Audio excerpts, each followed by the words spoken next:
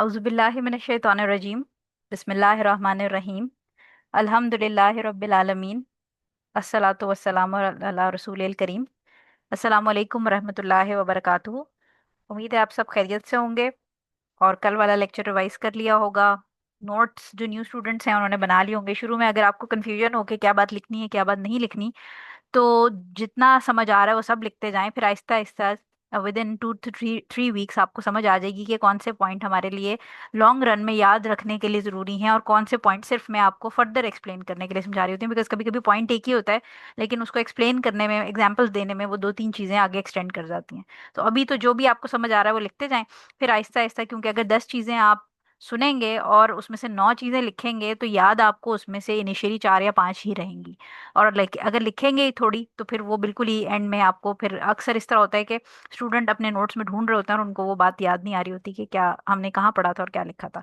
खैर, कल हमने तकरीबन 420, हम आगे चलते हैं अपनी पीपीटी के ऊपर। हमने पढ़ी थी 429 तक। ठीक है, 429 तक पढ़ी थी और 430 जो है वो हमने आज करनी है इंशाल्लाह। मुझे उम्मीद है कि हम आज क्योंकि मैंने इस वीकेंड के ऊपर 12 का एक टारगेट रखा था, तो 436 तक इंशाल्लाह मेरी उम्मीद है कि हम आज कर लेंगे। अपने पीडीएफ्स में या हार्ड कॉपीज में देखिएगा आप, 430 नंबर हदीस है हमारे पास। हज़रत उम्मे सलमा रजी अल्लाह ताला अन्हा से रिवायत है कि नबी करीम सल्लल्लाहु अलैहि वसल्लम अबू सलमा रजी अल्लाह ताला अन्हु की मौत के वक्त तशरीफ लाए तो उस वक्त इनकी आंख खुली हुई थी। आप सल्लल्लाहु अलैहि वसल्लम ने इसे बंद कर दिया और फिर फरमाया कि जब रूह बदन से निकल कर जाती है तो आंख इसका पीछा करती है। इतने में घर के लोग आहो बका करने लगे, चीखने लगे। तो आप सल्लल्लाहु अलैहि वसल्लम ने फरमाया, अपने लिए अच्छी और बेहतर दुआ करना, क्योंकि जो कुछ तुम कहते हो इस पर फरिश्ते आमीन कहते हैं। फिर आप सल्लल्लाहु अलैहि वसल्लम ने दुआ फरमाई कि इलाही अबू सलमा रजी अल्लाह ताला अन्हो की मगफरत फरमा दे, हिदायत याफ्ता लोगों में इसका दर्जा और मर्तबा बुलंद फरमा और उसकी कब्र कुशादा और वसी फरमा दे और इसे मुनव्वर फरमा दे और इसके पीछे रहने वालों में नाइब और नाइबो कायम मकाम हो जा। ये मुस्लिम की हदीस है और लंबी हदीस है। इसके अंदर अगेन जो हमारा थीम है इस हदीस के अंदर अंडरस्टैंड करने, हाफिज इब्न हजर रहीमुल्लाह ने जो इसको इंक्लूड किया है वो हमें क्या समझाने के लिए इंक्लूड किया है कि इसमें अगर आपके सामने खुदा ना खास्ता आपकी प्रेजेंस में आपके सामने किसी की मौत हो जाए तो उसके एटिकेट्स हैं कि मरने के बाद, यानी हमने इससे पहले जो हदीस पढ़ी है एक सीक्वेंस है, आप समझें कि जब हम फ्लो के अंदर स्टेप बाय स्टेप फॉरवर्ड जा रहे हैं और शुरू में जो हमारी पहली हदीस थी वो डेथ को रिकॉल करने के बारे में थी। फिर आहिस्ता आहिस्ता हमने डेथ बेड पे जो शख्स हो, अच्छा एक कंफ्यूजन थी एक स्टूडेंट को, मैं छोटा क्विकली उसका जवाब दे दूं कि ये कल भी मैंने आपको बताया था कि ये दो डिफरेंट सिचुएशन है। एक होती है डेथ बेड पे होना, इसका मतलब ये कि बिल्कुल शख्स जो है वो करीबुल मर्ग जिसको उर्दू में कहते हैं ये वो है। और एक होती है जिस वक्त रूह निकाली जा रही होती है, नज़ा की हालत, जब रूह खींची जा रही होती है। तो बेसिकली जो तौबा के दरवाजे बंद होते हैं वो बंद होते हैं जिस वक्त फरिश्ते यानी जो एंजल ऑफ डेथ हैं वो आ जाते हैं और वो रूह निकालते हैं। तो उससे पहले पहले यानी जब तक या तो अगर इंसान अपने सेंसेस में, ऑब्वियसली अगर वो बेहोश होगा तो वो तो फिर तौबा वाली सिचुएशन ही नहीं आएगी उसकी। लेकिन अगर वो अपने सेंसेस में है और जब तक फरिश्ते नहीं आते, यानी उसका बिल्कुल जो समझें कि डेथ का जो टाइम है वो फ्रैक्शन ऑफ सेकंड जो है जिसमें फरिश्ते जो मौत के फरिश्ते हैं वो आते हैं और वो फिर जब रूह निकालते हैं तो जिस वक्त नज़ा की हालत आ जाए यानी रूह निकलने की टाइम आ जाए उस वक्त फिर जो तौबा है वो कबूल नहीं होगी, लेकिन उससे पहले पहले तक तौबा कबूल होती है, दरवाजे खुले रहते हैं। उस टाइम पे जिस वक्त वो सारा प्रोसेस स्टार्ट होता है तो तौबा के लिए दरवाजे बंद कर दिए जाते हैं। अच्छा, अब इसके अंदर जो हदीस है इसमें वैसे तो अगर डिटेल पढ़ना चाहें तो ये बहुत डिटेल में पढ़ी जा सकती है, लेकिन क्योंकि हमने बाकी भी चीज़ें कवर करनी है और प्लस हमारा मकसद ये है कि ये बुलूगुल मराम मेड इजी है, यानी हम इसको बहुत डिफिकल्ट और बहुत डिटेल में नहीं जाते, हम सुपरफिशियल जाएंगे ताकि आपको हदीसों की डिटेल्स याद रहें इनमें। तो पहला पॉइंट इसके अंदर जो आपने याद रखना है वो ये है, जो इस हमें हदीस से मिलता है, वो ये कि अगर खुदा न खास्ता आपकी मौजूदगी में किसी का इंतकाल हो और उसकी आंखें खुली हों, तो जैसे हुजूर सल्लल्लाहु अलैहि वसल्लम बता रहे हैं कि बेसिकली जो रूह है वो जब निकाली जाती है तो लास्ट जो है वो आंखों से निकलती है। यानी वो आप समझें कि जैसे अगर इमेजिन करें तो उसको घसीटा जाए तो पाँव में से आहिस्ता आहिस्ता करके और फिर बाकी बॉडी और यानी हमारे लिए आहिस्ता आहिस्ता है, लेकिन जो एंजल ऑफ डेथ है वो तो फ्रैक्शन ऑफ सेकंड्स के अंदर उसको निकालते हैं।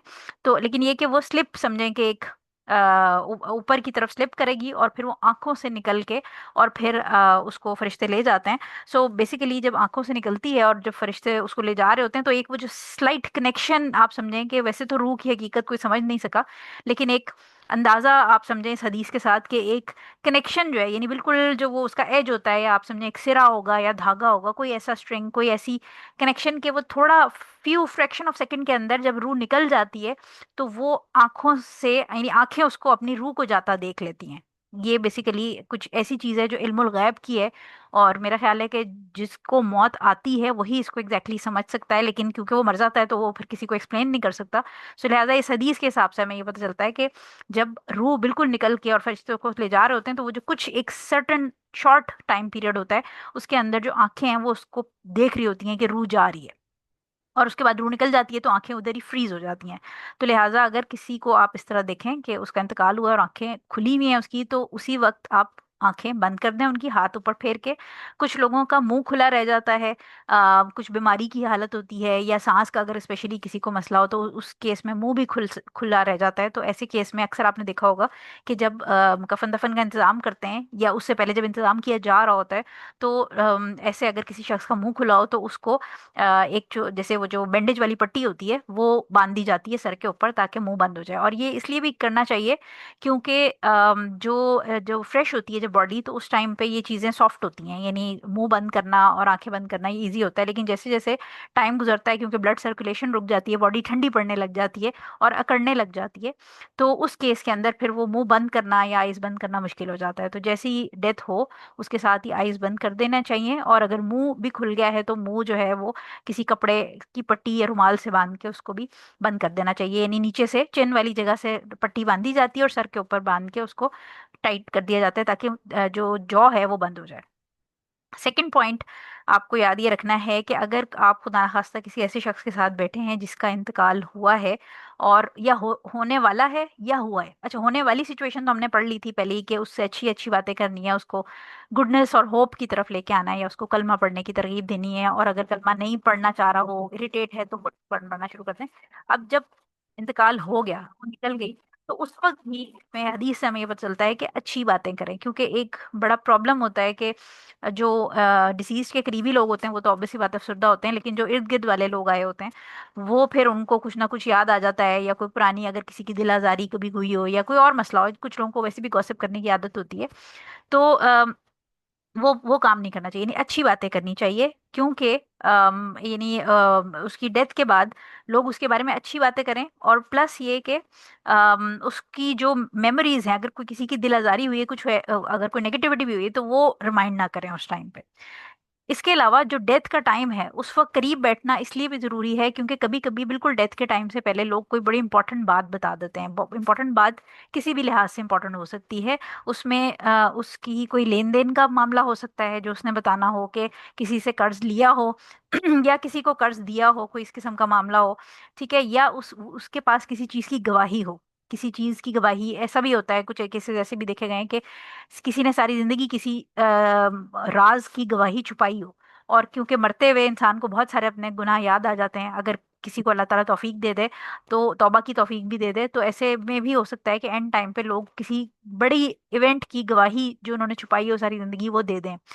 लेन देन का मामला हो सकता है, किसी किस्म की कोई अपनी पर्सनल कोई आखिरी ख्वाहिश बताना चाहें, कि वसीयत में कोई चीज़ करना चाहें कि मेरे मरने के बाद, जैसे बहुत सारे लोग कहते हैं कि मेरे मरने के बाद जो है वो सदका वगैरह करते रहना, या इस किस्म की कोई भी चीज़, विल के अंदर कोई चीज़ कह सकते हैं। क्योंकि हमें पता है कि जो विरासत का कानून है उसके अंदर जो वन थर्ड है प्रॉपर्टी का, वो आप अपनी वसीयत में किसी ऐसी जगह या चैरिटी या ऐसे शख्स को दे सकते हैं जो कि लीगली आपका वारिस ना हो। तो डेथ के टाइम पे मौजूद होना करीब वो भी ज़रूरी है। और अगर डेथ हो जाए तो उस वक्त फिर गॉसिप नहीं करनी, कोई उल्टी सीधी बात नहीं करनी। अगर आपको कोई ऐसी चीज़ नज़र आ रही है मुर्दे को देख के भी, कि अगर उसका रंग स्याह पड़ गया है या उसकी कोई इस किस्म के मसले हैं, तो उसके बारे में भी कोई आपने कमेंट नहीं करना। उसकी रीज़न ये है, हुजूर सल्लल्लाहु अलैहि वसल्लम हदीस में बता रहे हैं कि क्योंकि फरिश्ते मौजूद होते हैं उस वक्त। और हमें ये पता है कि जब भी हम किसी के लिए कोई दुआ करते हैं, इवन नमाज में भी हम दुआ करते हैं, या नॉर्मली भी दुआ करते हैं, हम किसी अपने मुसलमान बहन भाई के लिए दुआ करते हैं, तो उस सिचुएशन में फरिश्ते आमीन कहते हैं। और एक तरह से आप समझें कि सेम टू यू भी, कि जब हम किसी के लिए दुआ करते हैं तो वही दुआ हमारे लिए भी फरिश्ते मांगते हैं, यानी वो आमीन भी कहते हैं और वो फरिश्ते सेम हमारे लिए भी वो चीज़ सेम टू यू वाली एक चीज़ करते हैं। तो इसलिए अगर हम किसी के लिए बुरा करेंगे तो वो हमारे अपने अगेंस्ट ही जाएगा, क्योंकि at the end of the day हमने भी मरना है। तो लिहाजा इसलिए अगर किसी ऐसे आप समझें कि खुदा ना खास्ता दुश्मन के भी जनाजे पे चले जाएं तो वहां पर भी जाके नेगेटिव बात नहीं करें, पॉजिटिव बात करें, उसकी अच्छाइयाँ। कोई भी शख्स दुनिया में ऐसा नहीं है जो बिल्कुल ही कंप्लीटली बहुत ही बुरा हो। स्पेशली जब हम मुसलमानों की बात करें तो हमारे मुसलमान बहन भाई हैं, तो इन दैट केस उसकी अच्छी बातें बयान करें, बुराइयां या गॉसिप से परहेज करें।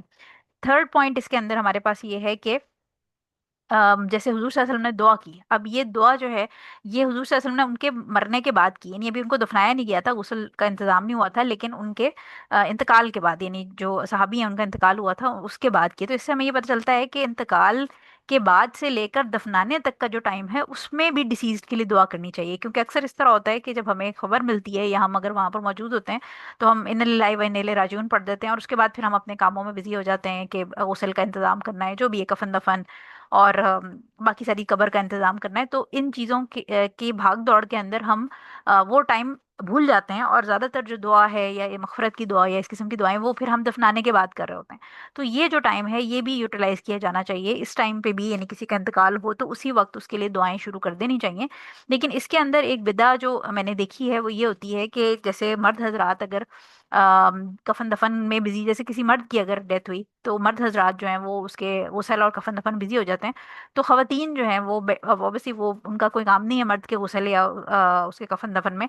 तो खवातीन बहुत सारी जो हैं वो ये करती हैं कि घर के अंदर किसी एक कमरे के अंदर जैसे चादर वगैरह बिछा के बैठ जाती हैं, तो वो इज्तिमाई दुआ हो रही होती है। तो ये जो इज्तिमाई दुआ है मुर्दे के लिए, इसका कोई कॉन्सेप्ट नहीं है इस तरह घर के अंदर बैठ के।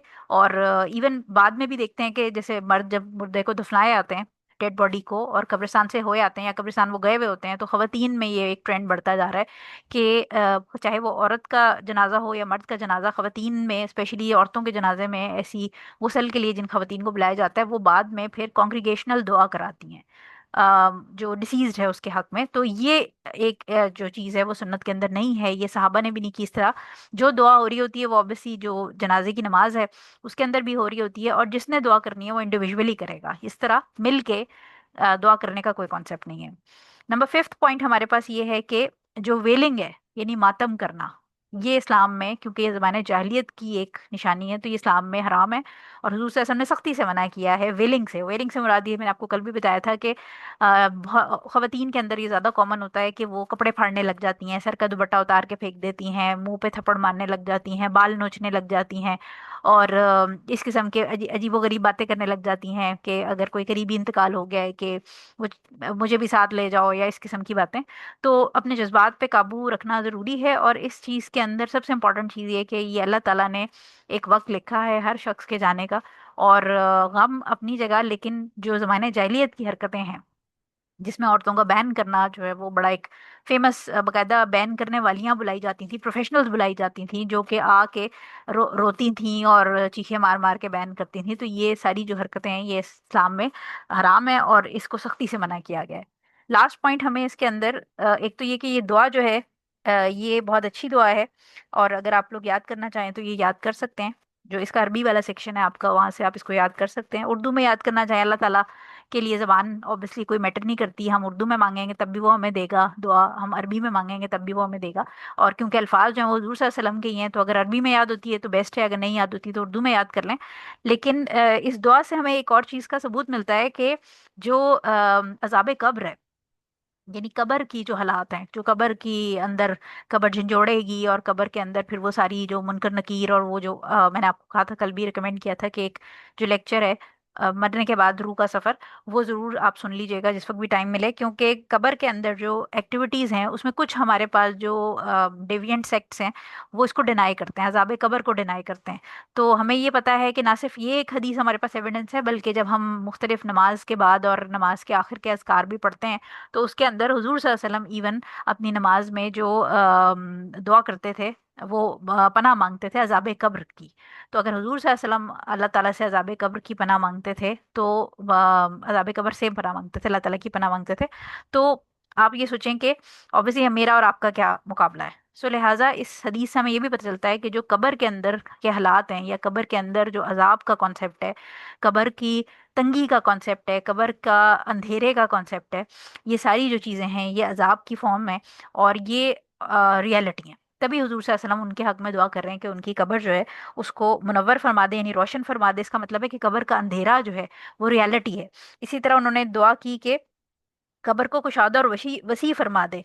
लिहाजा इससे भी साबित होता है कि कब्र की तंगी, और जो कब्र बकायदा स्क्वीज करेगी, इतना स्क्वीज करेगी अपने जो अंदर उसके बॉडी होगी कि जो रिब्स हैं, रिब्स हमें पता है कि राइट और लेफ्ट साइड की होती हैं, तो ये बताया गया है हमें हदीस के अंदर कि जो रिब्स हैं वो एक के अंदर एक, जैसे आप अगर अपने दोनों हाथों की उंगलियां अगर इस वक्त देखें और वो दोनों उंगलियां आपस में आप हाथों को एक दूसरे के अंदर एंटर कर दें, कि वो उंगलियां एक दूसरे के बीच में घुस जाएं, इस तरह पसलियां, यानी जब कब्र झंझोड़ेगी तो पसलियां एक दूसरे के अंदर घुस जाएंगी। तो ये चीजें जो है वो ट्रुथ है, और इसको डिनाई करना बहुत बड़ी बेवकूफ़ी है। ये सच से, या जो रियलिटी है, और हदीस का इसमें इनकार भी आ जाएगा, और रियलिटी और जो आने वाला वक्त है उसके अंदर जो वार्निंग्स दी गई हैं उससे नज़र फेरने से फिर वो यही वाली स्टोरी होगी जो हम कहते हैं कि शतरमुर्ग की तरह आंखें बंद कर लेना। ठीक है, जैसे शतरंज होता है उसकी अगर आपने देखा हो तो वो जब भी आंधी आती है या कोई हरिकेन, कोई सैंड स्टॉर्म आता है, तो वो अब रेत के अंदर मुंह डाल लेता है। जब भी वो डरता है तो रेत के अंदर मुंह डाल लेता है, तो उसको ये लगता है कि वो स्टॉर्म गुजर गया। सो ये वाली सिचुएशन हो जाती है उन लोगों के लिए जो हदीस से ही हदीस का इनकार करते हैं। अच्छा, ये हदीस आपकी आई थिंक क्लियर हो गई है। इसमें एक और चीज़ आपने ये याद रखनी है कि लास्ट पॉइंट जो मैंने यहाँ पर मेंशन नहीं किया, अगर आप हदीस के अंदर देखें तो हुजूर सल्लल्लाहु अलैहि वसल्लम ने उनके जो पीछे रह जाने वाले हैं उनको भी यानी जो उनके जानशीन हैं या उनकी आल औलाद है, जो पीछे लोग उनकी बच्चे या फैमिली है, उसके लिए भी दुआ की है, स्पेशली बच्चों के लिए, कि वो ऑब्वियसली जब इंसान इंतकाल होता है तो उसके पीछे कोई ना कोई उसके, स्पेशली जब पेरेंट्स हैं या बच्चे जिनके होते हैं, तो उन बच्चों की नेक होने की दुआ ज़रूर करनी चाहिए। और प्लस ये कि जैसे नॉर्मली भी हम ये दुआ करते हैं कि जो पीछे लोग रह गए हैं उनको अल्लाह ताला सब्र दे, लेकिन स्पेशली जो आगे बच्चे होते हैं उनके लिए उनकी नेक होने की, उनकी उस डिसीज्ड के लिए सदका जारिया बनने की दुआ ज़रूर करनी चाहिए, क्योंकि ऑब्वियसली वो तो अपने कब्र में चला गया, अब वो पीछे जो औलाद छोड़ के गया है वही उसके लिए एक सदका जारिया का बैकग्राउंड दे सकती है। जो कि नेक औलाद, ऑब्वियसली हमें पता है कि तीन चीज़ें होती हैं जो सदका जारिया का काम करती हैं, जिसमें एक वो इल्म जो इंसान ने किसी को सिखा दिया, जैसे फॉर एग्जांपल हमारे टीचर्स ने जो हमें चीज़ें सिखाई हैं, अब वो टीचर्स जब इंतकाल हो जाएंगे तो हम उनके लिए जो भी चीज़ जो हमसे सीखी है वो जब आगे सिखाएंगे तो ऑटोमेटिकली ये सदका जारिया है, उसकी नेकी उनको भी जाएगी। इसी तरह अगर मैं आपको सिखा रही हूँ, आप आगे सिखाएंगे, तो ये हम सब के लिए हमारे मरने के बाद सदका जारिया है। लिहाजा इल्म को हासिल करना ही सिर्फ नेमत नहीं है, सवाब नहीं है, बल्कि जब हम मर भी जाएंगे और हम आगे जितने लोगों को ये चीज़ सिखाएंगे तो ये आप समझेंगे जैसे हम इल्म का कुआं खोद रहे हैं। तो वो जब तक उसमें से इल्म आगे आगे, जैसे पानी होता है, पानी आगे बढ़ता रहेगा, लोग पीते रहेंगे, इस्तेमाल करते रहेंगे, इसी तरह इल्म जो है वो भी एक ऐसा चश्मा है जिससे जितने लोग मुस्तफीद होते रहेंगे तो हमें कब्रों में सवाब मिलता रहेगा। हदीस नंबर 431 पे आ जाते हैं हम। छोटी सी हदीस है ये 431। आयशा रजी अल्लाह ताला अन्हा से है। ये हज़रत आयशा रजी अल्लाह ताला अन्हा रिवायत करती हैं कि नबी करीम सल्लल्लाहु अलैहि वसल्लम जब फौत हुए तो आप सल्लल्लाहु अलैहि वसल्लम को एक धारीदार चादर से ढांप दिया गया। बुखारी और मुस्लिम की यह हदीस है। इसके अंदर मल्टीपल रूलिंग्स नहीं है, बहुत छोटी सी एक हदीस है। अब इससे हमें क्या पता चल रहा है कि मैयत, पिछली वाली हदीस में हमें पता चला कि मैयत जो है जिस वक्त इंतकाल हो तो आंखें बंद कर दें, मुंह अगर खुला है उसको बंद कर दें, कैसी बातें करनी है, प्लस ये कि मैयत के लिए दुआ क्या करनी है, ये सारी चीजें हमने पढ़ी। अब मैयत के अगला स्टेप क्या होना है कि आप मैयत के ऊपर चादर डाल दें। ठीक है, यानी जब भी कोई किसी बंदे का इंतकाल हो, खुदा ना खास्ता आंखें बंद करें, अगर मुंह खुला है मुंह को कपड़ा बांध दें, दुआ करें उसके लिए, और अच्छी बातें, जिस अगर वो इंतकाल होने का टाइम है तो अच्छी बातें करें, वो सारी अब आप सीक्वेंस में चीज़ें याद करते जाएं। और जब इंतकाल हो जाए खुदा ना खास्ता, तो उसमें फिर रिकमेंडेड ये है कि आप उसको किसी भी चादर से ढक दें। और चादर से ढकने का मकसद ये है कि ऑब्वियसली अगर कोई शख्स, एक तो पहली बात है कि जो पिछली वाली हदीस थी उसके अंदर ये भी सेंस है कि अगर किसी का कोई जैसे हाथ है पाँव है वो भी अगर टेढ़ा हो गया तो उसको भी सीधा कर दें, ताकि खुदा ना खास्ता किसी को भी मजाक, क्योंकि कुछ लोग ऐसे होते हैं जिनको किसी की मौत देखकर भी अपनी मौत याद नहीं आती और वो हमेशा मजाक के मूड में रहते हैं। तो कुछ भी ऐसी चीज ना हो, आप मुर्दे को बिल्कुल सीधा कर दें और उसको ताकि एक तो वो अकड़ ना जाए उस हाल में, और प्लस ये कि कोई वो उसका मजाक उड़ाने वाली सिचुएशन ना लगे। और उसके बाद सेकंड स्टेप आप ये करें कि चादर से उसको ढक दें। तो चादर से ढकने की रिकमेंडेशन ये है कि जिसको भी आएगा, जो भी आएगा, उसको अगर चेहरा देखना होगा तो वो चादर हटा के चेहरा देख सकता है। और इस हदीस से हमें एक इम्पॉर्टेंट बात ये पता चलती है कि हुजूर सल्लल्लाहु अलैहि वसल्लम का भी इंतकाल हुआ। और जैसे तमाम इंसानों का इंतकाल होता है, तो हुजूर सल्लल्लाहु अलैहि वसल्लम का भी इंतकाल हुआ। और इसके जो नरेटर है वो हज़रत आयशा रज़ी अल्लाह ताला अन्हा है, क्योंकि हज़रत आयशा रज़ी अल्लाह ताला अन्हा के हुजरे में ही हुजूर सल्लल्लाहु अलैहि वसल्लम का इंतकाल हुआ था। तो लिहाजा आयशा रजी अल्लाह ताला अन्हा ही ये बात बता रही हैं। और एग्रीड अपॉन, जो जब ये देखें इंग्लिश में जो इसके आगे मैंने ब्रैकेट में लिखा है, एग्रीड अपॉन का मतलब है मुतफक्कुन अलैह। उर्दू में आपको मुतफक्कुन अलैह मिलेगा सुनने को, या लिखा हुआ कहीं। तो बेसिकली ये वो हदीसें होती हैं जो सही बुखारी और सही मुस्लिम, जो हाईएस्ट कैटेगरी है हमारे पास बुक्स के अंदर, किताबें जो हैं नरेशंस की, उसमें सही बुखारी टॉप पे है और सही मुस्लिम सेकंड नंबर पे हम उसको कंसिडर करते हैं, यानी बुखारी हम टॉप पे रखते हैं। लेकिन ये दोनों में सही हदीसें हैं, और जब कोई हदीस सही बुखारी और सही मुस्लिम दोनों में आ जाए, इसका मतलब है कि वो हाईएस्ट लेवल ऑफ ऑथेंटिसिटी की है। तो ये हदीस एग्रीड अपॉन है, यानी मुस्लिम और बुखारी दोनों के अंदर मौजूद है। इससे हमें ऑब्वियसली बाकी चीज़ें तो पता चलती हैं, लेकिन हुजूर सल्लल्लाहु अलैहि वसल्लम की वफ़ात के ऊपर कंफर्मेशन होती है। और भी बहुत सारी हदीसें हैं जिसके अंदर हुजूर सल्लल्लाहु अलैहि वसल्लम की वफ़ात के ऊपर कंफर्मेशन होती है। लेकिन कुछ लोग हैं, अगेन वही बात की, जो डेविएंट सेक्ट्स हैं, कुछ लोग ये बिलीव करते हैं कि हुजूर सल्लल्लाहु अलैहि वसल्लम का इंतकाल नहीं हुआ और वो जिंदा हैं, और वो हाजिर नाजिर हैं। और फिर जब वो ईद मिलादुन नबी या 12 रबीउल अव्वल की हैप्पी बर्थडे का केक काटते हैं, तो हुजूर सल्लल्लाहु अलैहि वसल्लम उस पार्टी में इनवाइटेड होते हैं और हुजूर सल्लल्लाहु अलैहि वसल्लम वहाँ शिरकत करते हैं। और ईद मिलादुन नबी की जो महफिलें होती हैं नात ख्वानी की, उसमें भी हुजूर सल्लल्लाहु अलैहि वसल्लम शिरकत करते हैं, और वो बाकायदा एक कुर्सी छोड़ी जाती है खाली, कि यहाँ पर हुजूर सल्लल्लाहु अलैहि वसल्लम की रूह आकर बैठेगी। तो ये सारी बिदात हैं। ये सारी चीज़ें एक गुमराह दिमाग की, आप समझे कि शैतान जो है वो गुमराही फैलाता है, लोगों के दिमागों में चीज़ें डालता है। तो लिहाजा हुजूर सल्लल्लाहु अलैहि वसल्लम कोई फरिश्ता नहीं थे, हुजूर सल्लल्लाहु अलैहि वसल्लम हमारी तरह इंसान थे, और अल्लाह ताला ने उनको हमारे बीच में इसीलिए भेजा था, क्योंकि अगर अल्लाह ताला कोई फरिश्ता भेज देते तो हम अल्टीमेटली एक्सक्यूज ये देते कि हम ये चीज़ें फॉलो इसलिए नहीं कर सकते क्योंकि जो मैसेंजर है वो फरिश्ता है, वो हमारी तरह इंसान नहीं है। लिहाजा अल्लाह ताला ने हमेशा इंसानों के बीच में जो रसूल भेजे या नबी भेजे, जो मैसेंजर्स भेजे, वो मेरे और आपके जैसे इंसान ही होते थे, लेकिन ऑब्वियसली हमारी तरह गुनाहगार नहीं होते थे, नेक और मासूम होते थे। बट ये कि होते इंसान थे, वो हमारी तरह खाते पीते थे, हमारी तरह उनकी एक पर्सनल लाइफ थी, हुजूर सल्लल्लाहु अलैहि वसल्लम की वाइफ्स थी, उनके बच्चे थे, उनके मतलब वो एज अ फादर, उनकी सारी जो आप समझें कि जो role as a leader, as a husband, as a father, grandfather, नाना के तौर पे उनका जो सारा हमें पता है, हमने सीरा के अंदर चीज़ें पढ़ी हैं। तो लिहाजा हुजूर सल्लल्लाहु अलैहि वसल्लम इंसान थे, और उनकी प्रॉपर इंतकाल हुआ। फिर सहाबा कराम ने उनकी सारी जो श्राउडिंग वगैरह, वो हम आगे हदीस में ही पढ़ेंगे कि वो क्या हुआ, वो सारा काम किया और उनको फिर दफनाया गया। तो इससे साबित होता है कि हुजूर सल्लल्लाहु अलैहि वसल्लम का इंतकाल हुआ, और उनकी रूह जो है वो बरज़ख में है, वो मेरे और आपके बीच में मौजूद नहीं है। प्लस ये कि हुजूर सल्लल्लाहु अलैहि वसल्लम को इस वक्त दुनिया में क्या हो रहा है इसके बारे में कोई इल्म नहीं है। यानी जब कोई शख्स जिसकी रूह निकल जाती है और जब वो बरज़ख में चला जाता है, तो उसका पीछे से कनेक्शन टूट जाता है, उसको कुछ नहीं अपडेट होती, उसको कुछ नहीं पता होता कि दुनिया में क्या हो रहा है। ठीक है। सो ये इंपॉर्टेंट पॉइंट हमें यहाँ से कन्वे होता है इस हदीस से। अच्छा, 431 के बाद अगली हदीस पे आ जाएं। 432 नंबर, हज़रत आयशा रजी अल्लाह ताला अन्हा से ही है ये भी। और क्योंकि ये दोनों हदीसें जो हैं ये हुजूर सल्लल्लाहु अलैहि वसल्लम के इंतकाल के वक्त की हैं, बल्कि आई थिंक जो नेक्स्ट वन भी है वो भी उसी टाइम की है।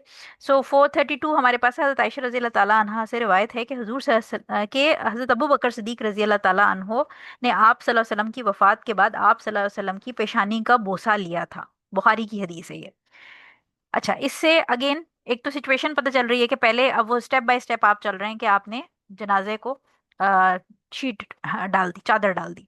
उसके बाद ये हदीस बताने का मकसद, ये पहली चीज़ तो हमें ये पता है कि हुजूर सल्लल्लाहु अलैहि वसल्लम की इंतकाल के वक्त हज़रत अबू बकर सिद्दीक रज़ी अल्लाह ताला अन्हो जो है वो वहाँ हुजरे में मौजूद नहीं थे, क्योंकि हज़रत आयशा रज़ी अल्लाह ताला अन्हा उनकी बेटी थी, और वो वहाँ मौजूद नहीं थे। उनके जो घर था या कमरा आप कह लें उसके अंदर था, और उनको खबर मिली तो फिर वो फौरन आए, जिस वक्त इंतकाल हो चुका था हुजूर सल्लल्लाहु अलैहि वसल्लम का। और जब वो आए तो ऑब्वियसली हज़रत अबू बकर सिद्दीक रज़ी अल्लाह ताला अन्हो जो है वो हुजूर सल्लल्लाहु अलैहि वसल्लम के बहुत, यानी आप समझें कि इस्लाम लाने से पहले के वो दोस्त थे। और जब इस्लाम जब आया, और तो बड़ों में यानी मर्दों में सबसे पहले हज़रत अबू बकर सिद्दीक रज़ी अल्लाह ताला अन्हो ने इस्लाम कबूल किया था, क्योंकि हुजूर सल्लल्लाहु अलैहि वसल्लम के वो बेस्ट फ्रेंड थे। ठीक है। और उसके बाद ही उन्होंने ही सपोर्ट किया थ्रू आउट। हमने देखा कि जो मदीना की तरफ हिजरत करनी थी उस वक्त भी कितनी सपोर्ट थी।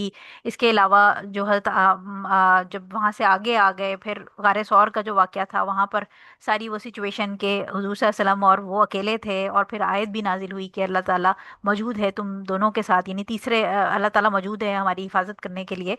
सो जो बॉन्ड था उनका, क्योंकि ऑब्वियसली जब इस्लाम आया और हुजूर सल्लल्लाहु अलैहि वसल्लम ने पैगाम देना शुरू किया, तो हज़रत अबू बकर सिद्दीक रज़ी अल्लाह ताला अन्हो जो है वो प्रॉपर यानी एक मर्द एजेड थे। आप समझे, जैसे हज़रत अली रज़ी अल्लाह ताला अन्हो जो है वो उस वक्त बच्चे थे, और हज़रत उमर रज़ी अल्लाह ताला अन्हो या उस हज़रत उस्मान रज़ी अल्लाह ताला अन्हो वगैरह तो बाद में ईमान लाए थे। तो वो एक प्रॉपर फुली ग्रोन मैन जो आप समझें कि बिजनेस वगैरह करते हैं और प्रॉपर एस्टेब्लिश्ड मैन थे, तो उन्होंने वो जो सारा सफ़र था, इस्लाम आने से पहले भी हुजूर सल्लल्लाहु अलैहि वसल्लम से दोस्ती थी और इस्लाम आने के बाद फिर till the time of death of prophet peace be upon him, उन्होंने वो सारा सफ़र बड़ी करीबी कुर्बत के साथ हुजूर सल्लल्लाहु अलैहि वसल्लम के साथ गुजारा और देखा, और सारी स्ट्रगल देखी, और फिर इस्लाम ज़ीरो से टॉप ऑफ द वर्ल्ड भी उन्होंने जाते हुए देखा। और प्लस ये कि हुजूर सल्लल्लाहु अलैहि वसल्लम के वो ससुर भी थे, फादर इन लॉ थे, क्योंकि हज़रत आयशा रज़ी अल्लाह ताला अन्हा उनकी वाइफ थी हुजूर सल्लल्लाहु अलैहि वसल्लम की। सो वो जो एक मोहब्बत थी, एक बॉन्ड था दोस्ती का, रिश्तेदारी का, और एक पैगंबर से मोहब्बत का, वो उनके अंदर बहुत ज़्यादा कूट कूट के आप समझे भरा हुआ था। और ऑब्वियसली जब उनका इंतकाल हुआ हुजूर सल्लल्लाहु अलैहि वसल्लम का, तो वो बहुत दुखी हुए। और अपनी मोहब्बत को शो करने का एक तरीका ये भी होता है कि जो जज्बात होते हैं उसमें उन्होंने हुजूर सल्लल्लाहु अलैहि वसल्लम के माथे पर, जब वो आए हैं उस हुजरे में, तो उन्होंने उनकी बॉडी जब देखी तो चेहरे के ऊपर माथे पे उन्होंने उनको फिर बोसा दिया। तो अपनी मोहब्बत और अपनी रिस्पेक्ट शो करने के लिए उन्होंने ये एक्सप्रेशन ऑफ लव जो है वो दिया।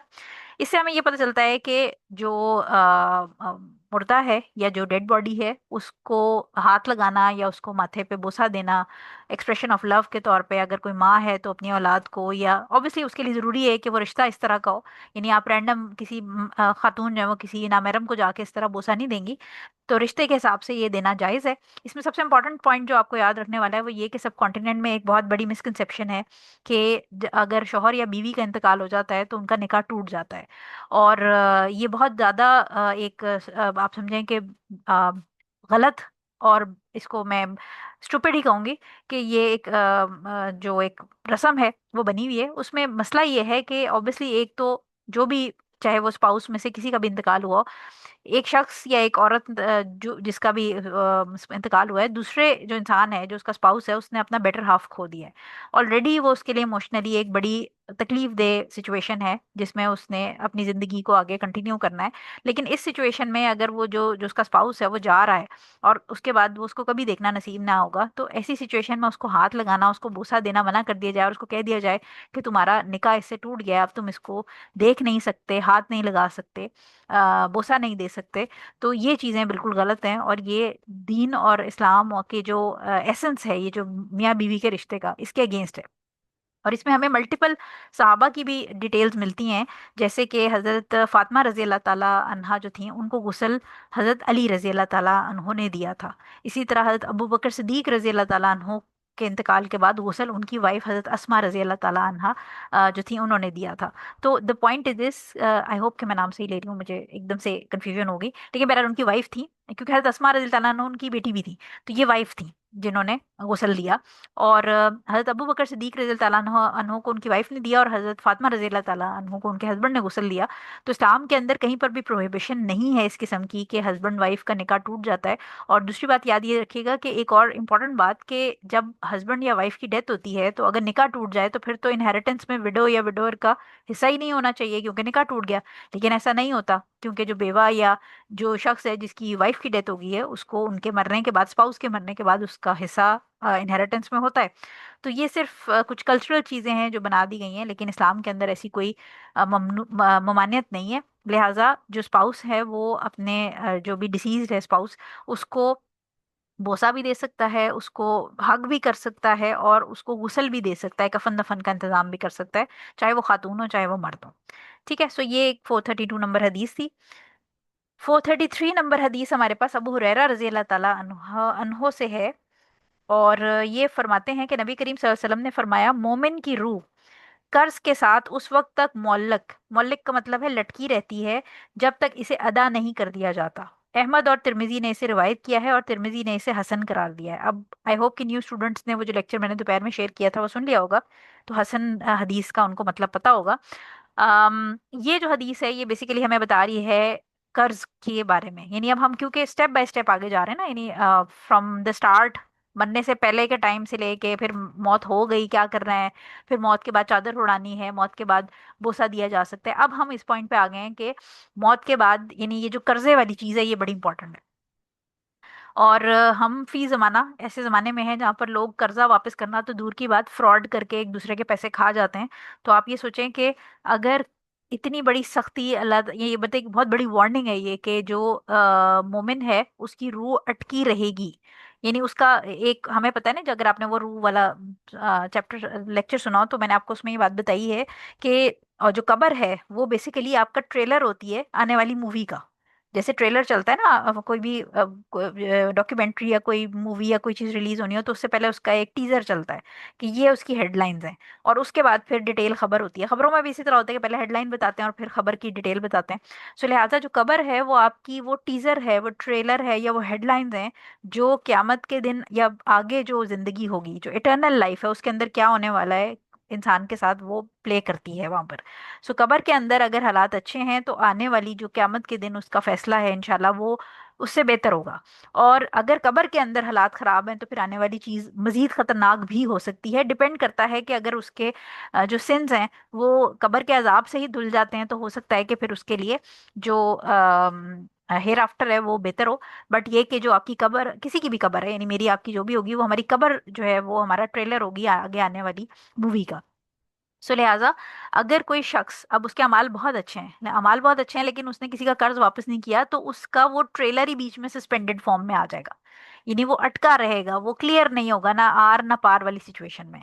अब इसके अंदर जो रूलिंग है वो हमें 6 चीजें इसके अंदर इंपॉर्टेंट मिलती हैं। पहली चीज तो ये कि हमें ये भी पता है कि जो शहादत होती है वो बेहतरीन मौत है। ठीक है, लेकिन जो सही मुस्लिम है उसकी हदीस का मैं 1886 हदीस है, इसका मेरे पास उर्दू में ट्रांसलेशन नहीं है, मैं आपको इंग्लिश में ही बता देती हूँ कि अमर बिन अल आस रजी अल्लाह ताला अन्हो ने ये नरेट की है हदीस के, हुजूर से हमने फरमाया है कि ऑल द सिंस ऑफ शहीद आर फॉरगिवन एक्सेप्ट डेट। यानी जो कर्ज है, शहीद जो है उसकी बेहतरीन मौत है, लेकिन और उसके सारे गुनाह माफ कर दिए जाते हैं, लेकिन अगर उसके ऊपर कर्ज है तो वो माफ नहीं किया जाएगा। तो अब आप इससे सोचें कि कर्ज की कितनी वैल्यू है, कि अगर शहीद जो है कोई शख्स मैदान जंग में अल्लाह ताला की दीन की खातिर अल्लाह ताला की राह में शहीद हो जाए, उसके सारे गुनाह माफ कर दिए जाएंगे, सिवाय अगर उसने किसी का लेन देन में किसी का कर्ज देना होगा तो वो सस्पेंडेड हो जाएगा। उसकी रूह जो है उसका फैसला नहीं होगा जब तक के वो कर्ज अदा नहीं होगा। इसी तरह जब हम सीरत के अंदर और डिटेल्स पढ़ते हैं बुक्स के अंदर तो हम ये देखते हैं कि हजूर सल्लल्लाहु अलैहि वसल्लम जब नमाज जनाजा किसी का पढ़ाना होता था तो वो पहले पूछते थे कि इस शख्स के ऊपर कोई कर्ज तो नहीं है, और अगर उस शख्स के ऊपर कोई कर्ज होता था तो हजूर सल्लल्लाहु अलैहि वसल्लम उसका जनाजा नहीं पढ़ाते थे अनटिल अनलेस के कोई शख्स या तो उसका जिम्मेदारी लेता, और जिम्मेदारी लेके यानी कोई और अगर वहां जनाजा पढ़ने आया होता और वो जिम्मेदारी ले लेता कि इस शख्स का कर्ज मैं अदा करूंगा, तो जब तक वो कर्ज अदा नहीं कर देता था हुजूर सल्लल्लाहु अलैहि वसल्लम उसका जनाजा नहीं पढ़ाते थे। तो इससे भी हमें पता चलता है कि अगर नबी जो हैं वो इतने इसके बारे में कॉन्शियस हैं, यानी वो जनाजे से पहले पूछ रहे हैं, और जब तक कर्ज अदा नहीं हो जाएगा तो जनाजा नहीं पढ़ाया जाएगा। तो ये कितनी इंपॉर्टेंट बात है। थर्ड पॉइंट इसके अंदर हमें ये देखना है कि अगर किसी ने लोन लिया है किसी जायज कहीं से, लोन से मुराद मेरी बैंक वाला लोन नहीं है क्योंकि उसके अंदर सूद साथ चढ़ता है तो वो वैसे ही हराम है, लेकिन किसी से आपने कर्ज लिया है, किसी अनअवॉइडेबल सर्कमस्टांसेस होती हैं, मजबूरी हो जाती है कोई, तो इसमें कोशिश ये करनी चाहिए कि एज सून एज पॉसिबल किसी का कर्ज, अगर किसी से पैसे अगर आपने उधार लिए हैं तो वो वापस करें। और प्लस ये कि अपने किसी करीबी को, कि अगर मियाँ बीवी हैं तो अपनी बेगम को या मियाँ को, या अगर माँ बाप हैं तो बच्चों को, किसी को मतलब अपने जो करीबी है आपका पार्टनर है एटलीस्ट उसको इन्फॉर्म जरूर कर दें कि मैंने ये कर्ज लिया है, ताकि खुदा ना खास्ता अगर इंतकाल हो जाए तो वो कर्ज ये ना हो कि वो कर्ज कोई ऐसा रह जाए जो किसी ऐसे शख्स का हो जो खुद भी मर जाए, तो वो कर्ज बीच में अटका ही रह जाए, और जब तक वो कर्ज अदा नहीं होगा तब तक रूह को उसका डिसीजन नहीं होगा, यानी जो कब्र की जिंदगी है उसमें वो बीच में लटका रहेगा। और फिर क्यामत के दिन जो है वो हमें पता है कि ये इस किस्म की जो चीजें हैं इनका फैसला बड़ा टेक्निकल हो जाएगा, क्योंकि क्यामत के दिन तो छोटी छोटी चीजें भी यानी छोटे छोटे गुनाह भी याद आ रहे होंगे, तो ये तो फिर बहुत बड़ा गुनाह है। तो इसलिए अगर किसी से आपने कर्ज लिया है, अच्छा कर्ज लेने की मुख्तलिफ फॉर्म्स हैं। एक तो वो कर्ज होता है ना जो जनरली हम बकायदा आला ऐलान लेते हैं कि ये इतने पैसे चाहिए, इतने लाख रुपए चाहिए, इतने हजार रुपए चाहिए, आप किसी से लेते हैं। लेकिन कभी कभी इस तरह होता है कि आपने किसी की को पेमेंट देनी होती है, आपने कोई चीज खरीदी होती है और उसकी पेमेंट पेंडिंग होती है, आपके पास इतने पैसे नहीं होते, तो आप कह देते हैं जैसे अक्सर ग्रोसरी स्टोर्स वगैरह में जो ये गली मोहल्ले के स्टोर्स होते हैं उसमें जान पहचान होती है। तो इस तरह होता है कि अच्छा अभी आज पैसे नहीं है, या अगर 10,000 का बिल बना तो 8,000 है, 2,000 में कल दे दूंगा या परसों दे दूंगा। और फिर वो होता ये है कि वो आगे से आगे खाता चलता जाता है, और वो 2,000 3,000 का एक छोटा सा जो बीच में, या 500 800 का गैप होता है, वो चलता रहता है, वो रोल ऑन होता जाता है। तो वो जो 500 800, या इवन 500 800 भी मैं कहती हूँ शायद बड़ी अमाउंट है, 10 20 रुपए भी अगर आपके रोल ओवर में जा रहे हैं तो वो भी कर्ज है।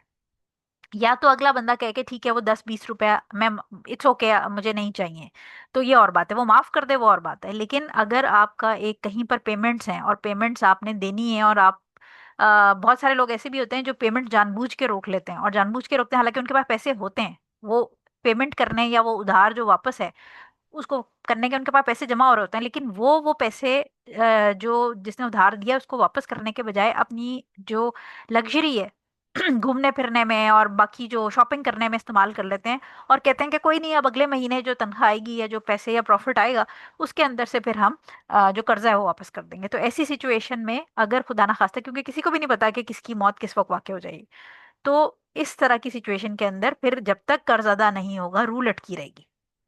और एक हमारे टीचर ने जिन्होंने एक वाक्य सुनाया था, क्विकली मैं आपको बता देती हूँ कि कोई शख्स था जिस जो कि ये जो चौधरी टाइप होते हैं गांव के अंदर जमींदार, वो बड़ा रिच पर्सन था, और उसने अपने बेटे थे, 3 या 4 बेटे थे और एक बेटी थी, तो बेटों को उसने बड़ा हाईली, यानी आप समझे जमीनें वगैरह दिला के और बड़ा सेट किया हुआ था। और बेटी जो थी उसको उसने शादी ब्याह करके और रुखसत कर दिया अच्छी जगह।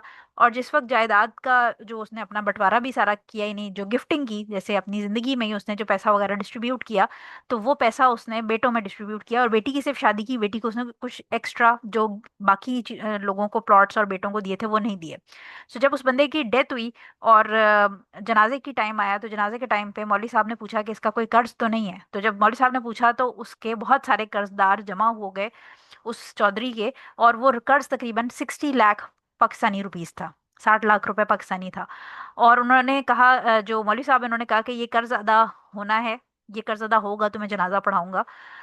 जो बेटे थे वो वहां से चारों बेटे गायब हो गए, उन्होंने बिल्कुल कोई मुड़ के नहीं पूछा। और वो जो कर्जदार थे उन्होंने जनाजे को रोक लिया, उन्होंने कहा कि जब तक हमारे पैसे जमा नहीं होंगे, हमारे पैसे वापस नहीं होंगे, हम जनाजा नहीं उठाने देंगे। सो वो पूरा दिन, वो पूरा डे गुजर गया और जनाजा नहीं उठाने दिया गया, और वो जो लड़के थे वो कहीं नजर नहीं आए। तो वो जो बेटी थी उसको खबर मिली कि बाप की डेथ हो गई है, और फिर वो आई है और उसने अपने शौहर से बात करके जो अपना घर था उसके पेपर्स वहां पर जो भी पंचायत होती है जो भी वहां पर गिरवी वो रखा है, और उसने कहा कि मेरे फादर जो हैं वो उनकी नमाज जनाजा पढ़ानी दी जाए, मैयत को उठाने दिया जाए, दफन करने दिया जाए, और जो जो मेरे घर के पेपर्स हैं ये यहाँ पर मौजूद हैं। तो ये आप देखें कि जिंदगी के अंदर हम अपने औलाद और बाकी सारी चीज़ों को बहुत सारी काम कर रहे होते हैं, लेकिन वो जो कर्ज वापस करना था वो उस चौधरी के माइंड में कभी भी नहीं था। और मतलब जो आखिरत में होना है, उसकी रूह जो सस्पेंडेड रहेगी, वो तो एक अलग कहानी है। लेकिन जो दुनिया में उसके साथ हो गया कि जो कर्जदार थे वो उसका जनाजा नहीं पढ़ाने दे रहे थे, कि जब तक ये कर्ज वापस नहीं होगा हमारा, हम ये जनाजा पढ़ाने ही नहीं देंगे। तो ये इस तरह की सिचुएशंस होती हैं कि बहुत अच्छे अच्छे वेल ऑफ लोग भी लोगों के पैसे खा जाते हैं, लोगों के पैसे मार जाते हैं। यानी जो गरीब है चलें वो तो उसका तो की सिचुएशन ही अलग है, लेकिन बहुत अच्छे वेल ऑफ लोग भी दूसरों की पेमेंट्स रोक लेते हैं, खा लेते हैं, और उसी दौरान में अगर वो मर जाएंगे तो फिर आप ये देखें कि हुजूर सल्लल्लाहु अलैहि वसल्लम की इस हदीस से बहुत बड़ी वार्निंग है ये। नंबर थर्ड पॉइंट इसके अंदर जो है वो ये है कि जब भी किसी का इंतकाल होगा तो सबसे पहले जो उसकी प्रॉपर्टी होगी उसके अंदर से उसका जो कर्ज होगा वो अदा करना चाहिए। यानी डायरेक्ट इनहेरिटेंस में वो नहीं जाएगी, विरासत की डिस्ट्रीब्यूशन में किसी का इंतकाल हो तो उसकी जो प्रॉपर्टी है, उसके पास जो भी माल सामान पैसे हैं, उससे कर्ज अदा किया जाएगा।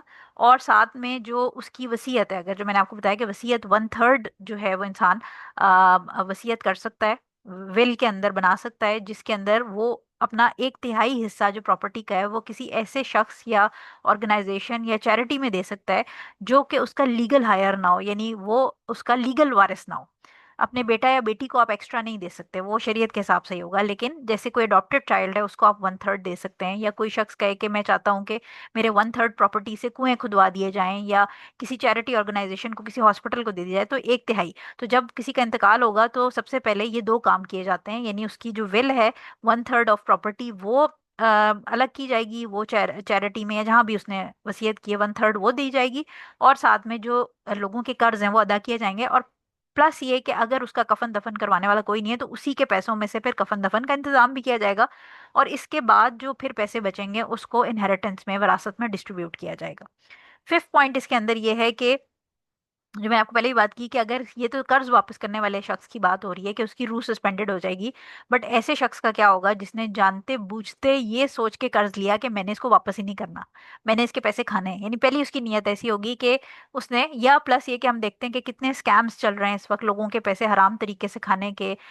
फोन कॉल्स पे स्कैम्स चलते हैं, मुख्तलिफ आपके जो गेम शोज हैं उसके स्कैम्स होते हैं, लोग लिंक्स भेजते हैं, लिंक्स आप खोलें तो आपका व्हाट्सएप हैक हो जाता है, व्हाट्सएप पे झूठे मैसेजेस करके आपके फ्रेंड्स एंड फैमिली से पैसे मांगे जा रहे होते हैं।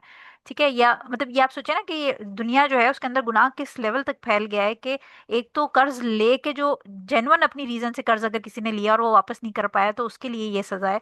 तो जो जानबूझ के ये सोच के कर्ज ले मतलब ऐसे कि वो अगर वो मांगे और उसके दिल में पहले ही हो कि मैंने वापस नहीं करना, मैंने भाग जाना है मुल्क से बाहर, या कोई जानबूझ के स्कैम्स करे, फ्रॉड करे, लोगों के पैसे हथियाए, तो ऐसे शख्स के साथ फिर क्यामत के दिन या उसकी कब्र में क्या होगा ये तो आगे आप मतलब ये लोगों को जो साइंस ऑफ वार्निंग्स हैं अल्लाह ताला की तरफ से और हुजूर सल्लल्लाहु अलैहि वसल्लम की तरफ से, उनको समझना चाहिए।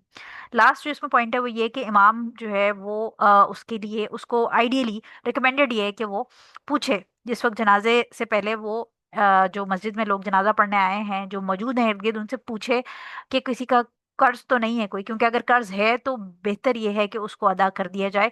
अदरवाइज जो जनाजा तो चले वो इमाम साहब पढ़ा ही देंगे, लेकिन ये कि जो डेड बॉडी है उसकी रूह अटकी रहेगी। और इसके अंदर स्कॉलर्स जो हैं वो ये एक डिटेल ये देते हैं कि अगर इस किस्म का कोई इंसान है जिसका कर्ज अदा करने वाला कोई नहीं है तो उसकी जनाजा पढ़ा दी जाए। लेकिन इस तरह की जनाजों के अंदर जो हेड ऑफ द स्टेट है, या अगर कोई सीनियर पोजीशन पे बंदा है जो गवर्नमेंट के पोजीशन पे, या उस एरिया का जो काउंसलर है, वो शिरकत ना करे, क्योंकि हुजूर सल्लल्लाहु अलैहि वसल्लम जनाजा नहीं पढ़ाते थे। सहाबा को कहते थे तुम पढ़ा दो, लेकिन हुजूर सल्लल्लाहु अलैहि वसल्लम नहीं पढ़ाते थे।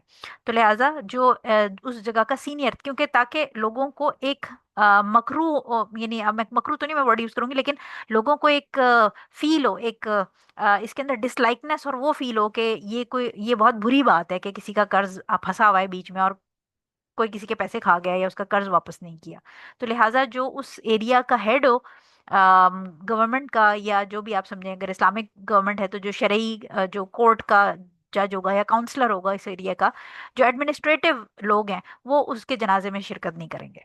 ठीक है, अगला पॉइंट 434 पे हम आ जाते हैं। 434 हमारे पास है इब्ने अब्बास रजी अल्लाह ताला अन्हो से। ये रिवायत करते हैं कि नबी करीम सल्लल्लाहु अलैहि वसल्लम ने इस आदमी के मुतालिक जो अपनी सवारी से गिर कर जाँ बहक हो जाए फरमाया, इसे पानी और बेरी के पत्तों से गुसल दो और इसी के दो कपड़ों में कफन दे दो। बुखारी, यानी सही बुखारी की हदीस है।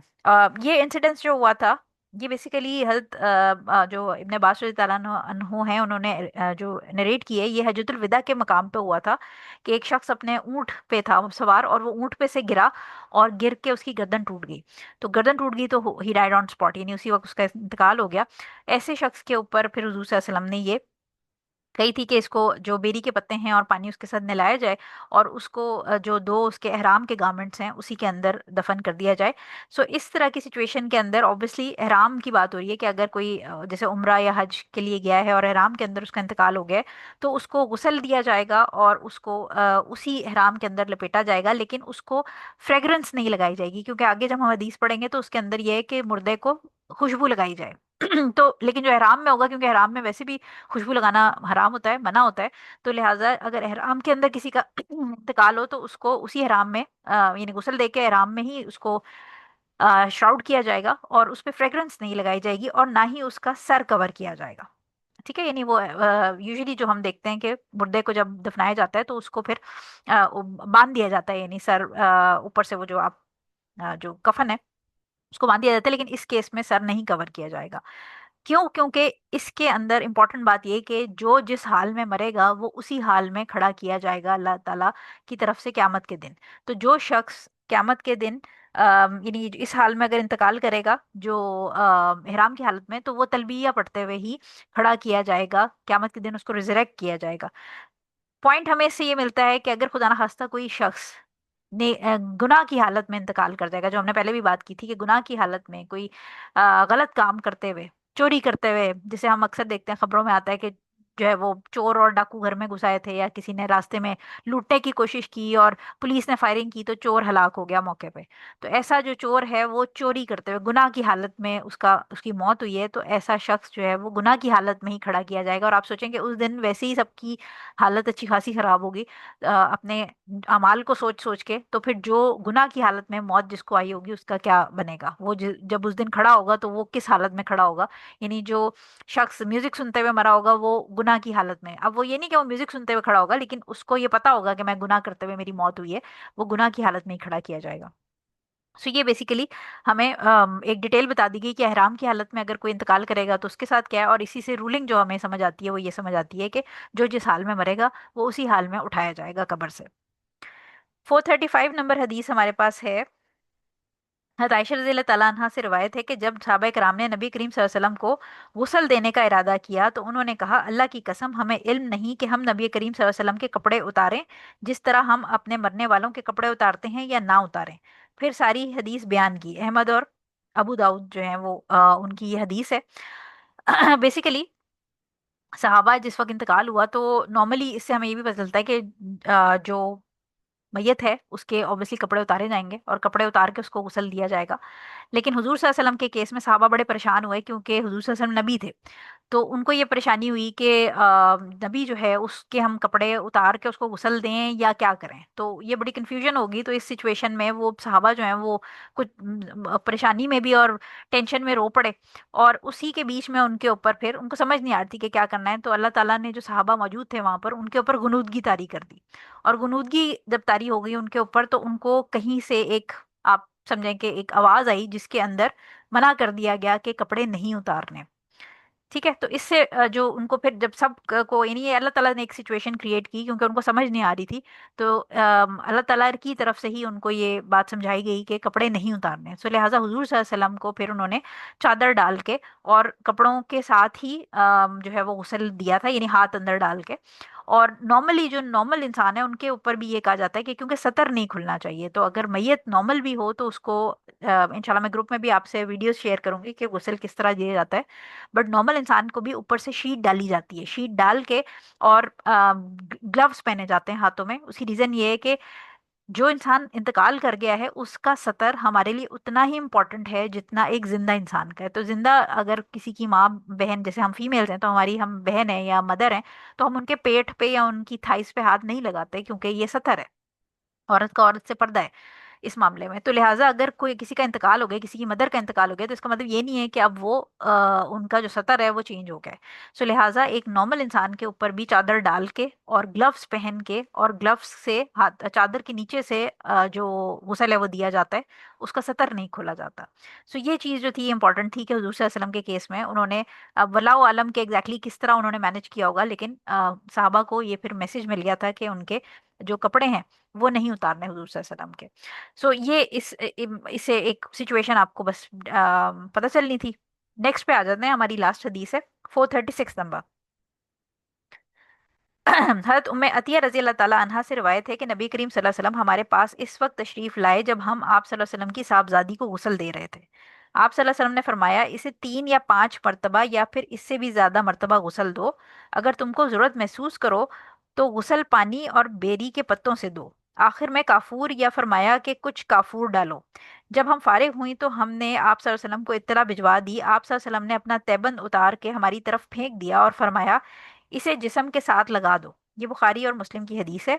और एक रिवायत में है कि गुस्ल दाएं तरफ से यानी राइट साइड से और वजू के आज़ा से शुरू करना। बुखारी की एक और रिवायत में है कि हमने इसके सर के बालों को 3 हिस्सों में तकसीम कर दिया और उसको पुश्त पर डाल दिया।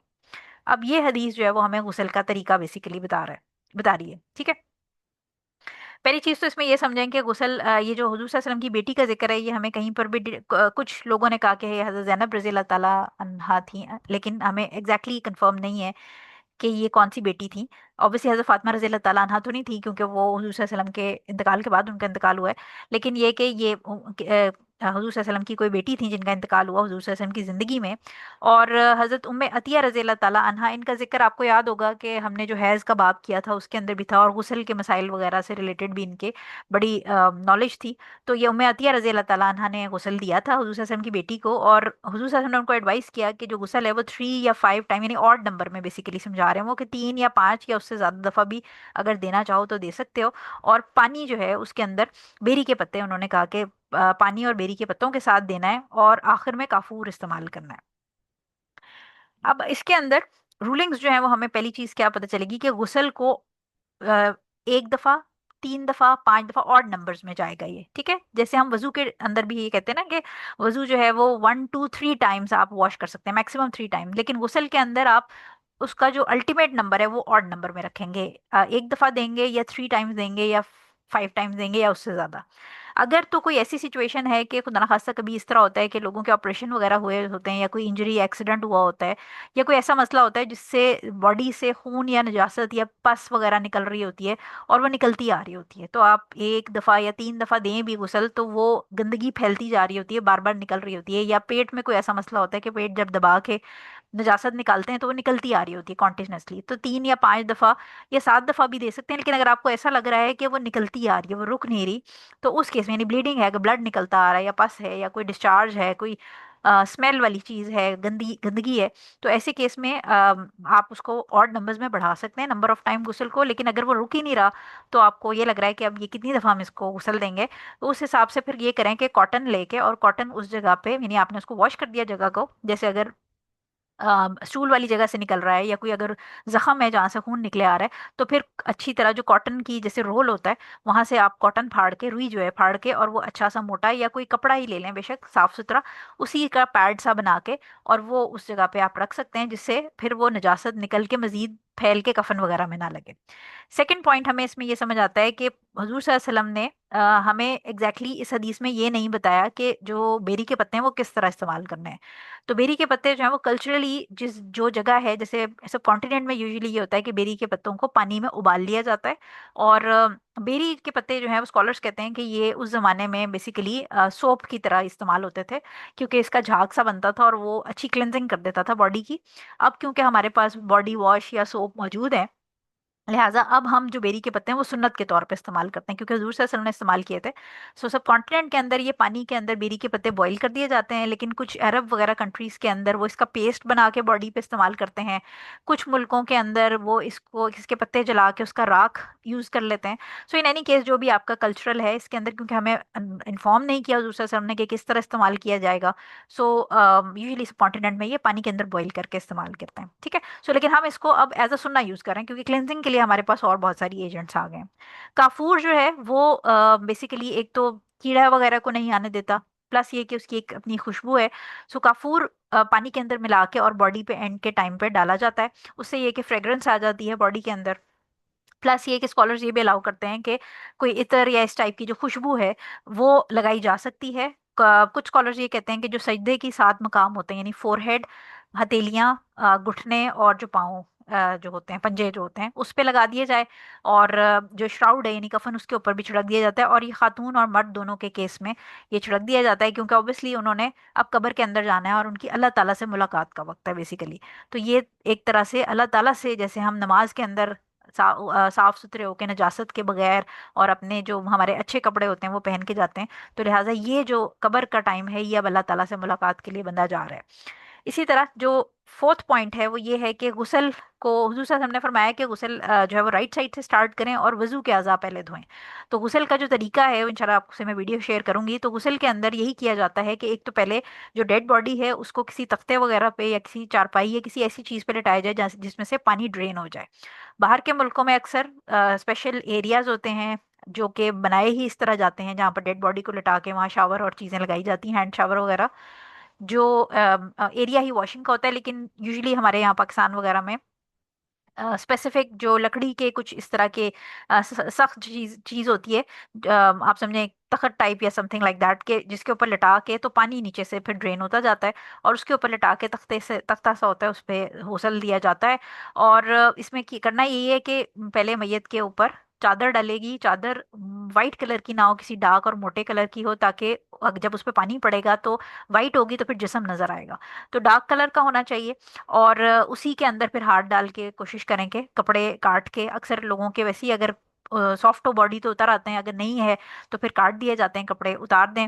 फिर ग्लव्स आपने ज़रूर पहने होने चाहिए। ग्लव्स पहने हुए के साथ पहले हल्के हल्के पेट दबा के, और पानी चादर के ऊपर से ही डाला जाएगा, और हाथ अंदर डाल के ग्लव्स वाले हाथ से पेट दबाएंगे, ताकि अगर कोई नजासत है पेट में, कोई स्टूल है, कोई यूरिन है, तो वो निकल आएगी। और जो आपका तख्ता होता है ऑब्वियसली उसमें से पानी बह के, और रूम या कोई ओपन मतलब जगह जिसमें पर्दे का इंतजाम हो, ऑब्वियसली ये ना हो कि साथ वालों की छतों से नजर आ रहा हो, तो उसको पानी वो बहता जाएगा। और जब आपको यकीन हो जाए कि ये साफ हो गया है, तो फिर आप गुसल का प्रोसेस स्टार्ट करेंगे। अच्छा, नॉर्मली अगर आप देखें जो हम पीरियड्स वगैरह का गुसल लेते हैं वो भी ऐसे ही लेते हैं, कि पहले हम अपनी जो लोअर प्यूबिक एरिया है उसको हम वॉश करके साफ कर लेते हैं, कि वहां अगर कोई नजासत लगी हो तो वो साफ हो जाए। उसके बाद फिर हम हाथ धो के वजू करते हैं। जो सुन्नत का गुसल का तरीका है वो यही है ना, कि वजू करते हैं। सो लिहाजा जो हमारा जिंदगी में गुसल का तरीका है सुन्नत का, तकरीबन ऑलमोस्ट ऑलमोस्ट, सिवाय इसके कि इसमें हम एंड में जो इन्होंने ब्रेड्स की बात की वो भी मैं अभी आपको बताती हूँ, लेकिन वही तरीका मैयत के गुसल का भी है। ठीक है, तो मैयत का गुसल भी पहले उसको वजू कराया जाएगा। वजू किस तरह कराया जाएगा, अब फर्क किस तरह है, क्योंकि ऑब्वियसली हम जब जिंदा होते हैं तो हम मुंह में पानी डाल के और कुली कर देते हैं, नाक में पानी डालते हैं तो नीचे गिर जाता है क्योंकि हम खड़े होते हैं।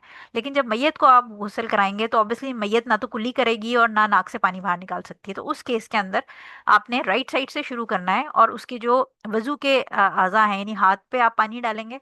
ठीक है, हाथ पे पानी डालने के बाद आप उसको कुल्ली किस तरह कराएंगे कि जो कॉटन होती है उसको हल्का सा पानी में डिप करके, और वो होठों पे फिर आप 3 टाइम्स जो है वो फेर देंगे, क्योंकि मुंह के अंदर अगर पानी जाएगा तो वो बाहर कैसे निकलेगा। ठीक है, इसी तरह नाक के अंदर भी आप यही करेंगे कि वजू के अंदर पहले हम हाथ धोते हैं, फिर हम कुल्ली करते हैं, फिर हम नाक करते हैं, तो नाक में भी अगर पानी चला गया तो बाहर नहीं निकल पाएगा। तो आप नाक भी सेपरेट कॉटन लेके, और मुंह वाली नहीं लेंगे, नाक की सेपरेट कॉटन लेके उसको पानी में डिप करके, और पानी उसमें से बहुत ज्यादा टपक ना रहा हो, लाइक डैम्प हो, निचोड़ लें उसको।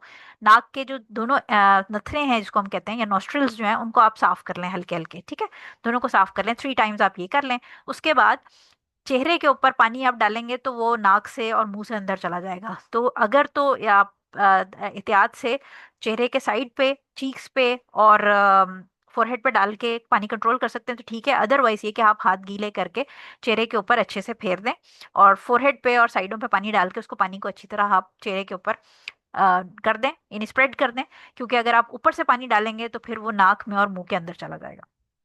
उसके बाद जब हम जो नॉर्मली गुसल करते हैं, सॉरी वजू करते हैं, तो उसमें हम मसा करते हैं, सॉरी बाजू जो है वो हम धोते हैं, तो आप बाजू उनके धुला देंगे।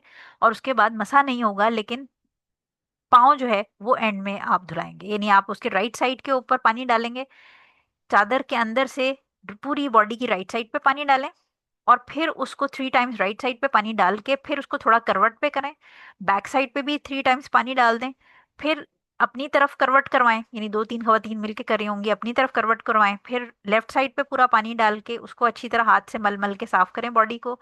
फिर करवट करें, पीछे कमर वाली साइड भी करें, और एंड में फिर आप सर के ऊपर, सर के बालों को पानी डालें और हल्का सा शैम्पू कर दें। वैसे अक्सर लोग कहते हैं कि शैम्पू निकलता नहीं है, तो साबुन से ही, अगर खातून है तो फिर उनके बाल धो के, शैम्पू या साबुन से धो के, और उसके बाद उसकी, यहाँ पर आप देखें हदीस के अंदर बताया गया है कि 3 पार्टिंग करके, यानी आप उसके 3 हिस्से करें और हर हिस्से की एक एक चुटिया बना के, और वो आप बालों के फिर वो पीछे जाएगी, यानी वो सामने चेस्ट पे नहीं आएगी, वो पीछे डाल दी जाएगी।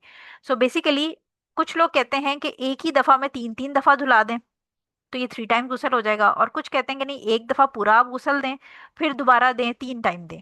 अच्छा, जब ये 3 टाइम जो है वो बॉडी को टर्न करना जरा बार बार मुश्किल हो रहा होता है, तो बेहतर तो यही है कि आप एक दफा में ही 3 टाइम्स, यानी पानी डाल के उसको वॉश कर लें, फिर आप उसको पीछे करवट करके पीछे से कमर वॉश करा दें, फिर आप लेफ्ट साइड का भी इसी तरह करें।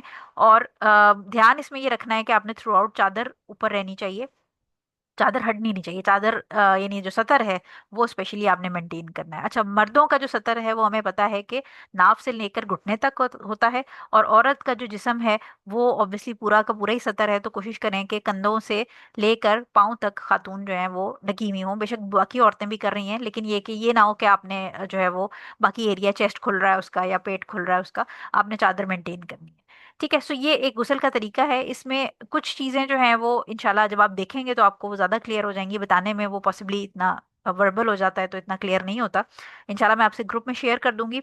और उसके बाद इन्होंने कहा कि काफूर लगा दें, तो काफूर को पानी में मिला के वो एक दफा बॉडी पे डाल दिया जाता है। उससे ये होता है कि फ्रेग्रेंस आ जाती है। ये हमने थर्ड पॉइंट इसमें कर लिया। राइट साइड वाला मैंने आपको बता दिया है। लेडीज के जो बाल हैं वो मैंने आपको बता दिए हैं कि उनकी चुटिया बना देनी है।